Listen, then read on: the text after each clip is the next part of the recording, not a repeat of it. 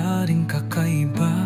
Dumating ang simpleng biruan, may tawanan sa gitna ng katahimikan. Hanggang sa gabi-gabi na tayong nag-usap, at puso ko'y unti-unting nahulog na nga. Mula sa wala, naging ikaw ang dahilan. Sa online lang tayo unang nagkakilanlan.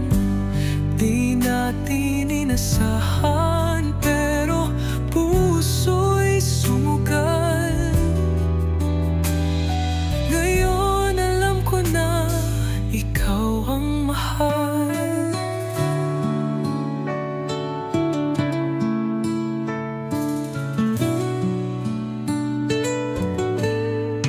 Nasa malayo ka man, 4 na oras ang agwat, pero ramdam pa rin ang yakap sa bawat chat.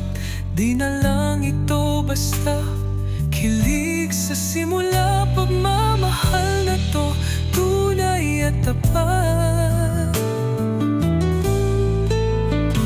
Hindi ko akalain na sa simpleng hi, may kasunod palang mahal na kita. Sa bawat kwento